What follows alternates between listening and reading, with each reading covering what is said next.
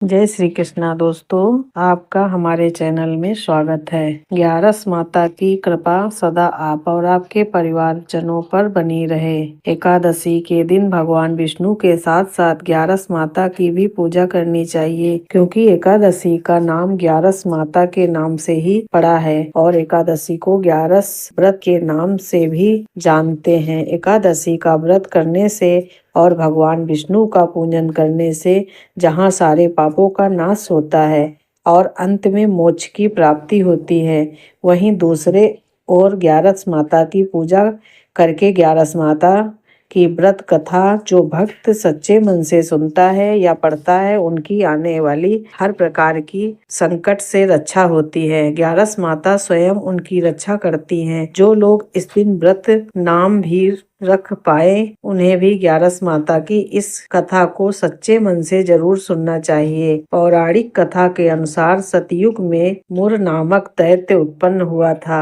वह बड़ा बलवान और भयानक था। उस प्रचंड दैत्य ने देवराज इंद्र, आदित्य, वसु, वायु, अग्नि अधीन सभी देवताओं को पराजित कर भगा दिया था। तब देवराज इंद्र सहित सभी देवताओं ने प्रभावित होकर भगवान शिव से सारा वृतांत कहा और देवतागण कहने लगे कि हे कैलाशपति, मुर दैत्य से भयभीत होकर हम सभी देवतागण मृत्यु लोक में से रहे हैं। हे महादेव, हम सभी पर बड़ा भारी संकट आन पड़ा है, कृपया हमारी रक्षा कीजिए।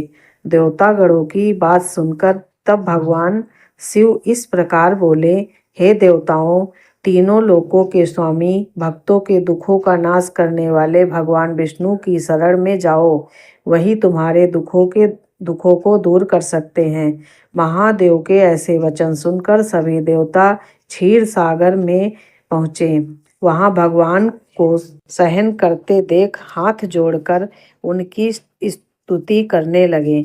स्तुति करते हुए देवतागण इस प्रकार कहने लगे कि देवताओं द्वारा स्तुति करने योग्य की प्रभु आपको बारंबार नमस्कार है।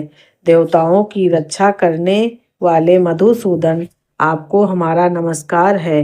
कृपया आप हमारी रक्षा कर दैत्यों से भयभीत होकर हम सब इस समय आपकी शरण में हैं। देवराज इंद्र सहित देवताओं के ऐसे वचन सुनकर भगवान विष्णु कहने लगे, ऐसा व्यक्ति जिसने सभी देवताओं को चित्त लिया है, उसका नाम क्या है, उसने कितना बल और वह की आश्रम में है, उसका स्थान कहाँ है, इस सब मुझसे बताओ। भगवान के ऐसे वचन सुनकर देवराज इंद्र कहने लगे, हे प्रभु, प्राचीन समय में नाड़ी जंग नाम का एक राक्षस था।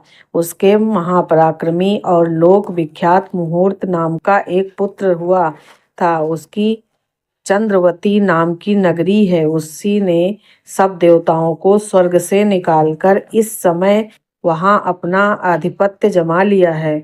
उसने केंद्र अगर, वरुण, यम, वायु आदि सभी देवताओं को उनके अधिकार से वंचित कर दिया है। हे प्रभु, उस व्यक्ति का अत्याचार तो इतना अधिक बढ़ चुका है कि वह स्वयं ही सूर्य चंद्र प्रकाश करता है, स्वयं ही वन में बैठा हुआ है और सबसे अच्छी बात यह है, असुर निकंदन उस दोस्त को मारकर हम देवता गणों को अजीब बनाइए। ऐसे वचन सुनकर भगवान ने कहा कि देवताओं परेशान न हो, मैं शीघ्र ही इसका संचार करूंगा। तुम सब इस समय चंद्रावती नगरी में जाओ। इस प्रकार कहकर भगवान विष्णु सहित सभी देवताओं ने चंद्रावती नगरी की ओर प्रस्थान किया। उस समय तैमूर सेना सहित युद्ध भूमि में गरज रहा था। उसकी भयानक अर्चना सुनकर सभी देवतागण भय के मारे चारों दिशाओं में जब स्वयं भगवान विष्णु रणभूमि में आए तो उन पर भी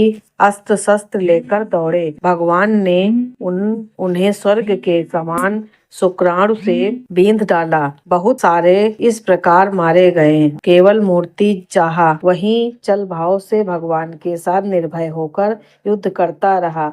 जो भी उसी क्षण मारने के लिए उसके लिए वह पुष्प बांध आ जाते हैं। यहाँ की भगवान यह तो करते ही हैं, और कई वर्षों तक लगातार युद्ध करने और नियुक्त भगवान विष्णु बदरीक आश्रम में चले गए। वहाँ यह नाम की स्थिति में विश्राम करने के लिए भगवान उसके अंदर प्रवेश करके उसका केवल एक ही द्वार था। विष्णु भगवान का योग निद्रा की गोद में सो गए। देखते ही देखते मुगुल भी उनके पीछे पीछे आ गया और भगवान को सोया हुआ देखकर उन्हें मारने के लिए तैयार हुआ। तभी भगवान के शरीर में उज्जवल कांति में रूप वाली देवी प्रकट हुई। देवी ने जब अपने सामने मूढ़ व्यक्ति को युद्ध करने के लिए तत्पर देखा तो उसे युद्ध करने के लिए तत्काल ललकारा। तब देवी ने मृत व्यक्ति से युद्ध किया और उसे तत्काल मौत के घाट उतार दिया। उधर भगवान विष्णु योग निद्रा की गोद से उठे तो उन्हें सारी बातें ज्ञात हुईं।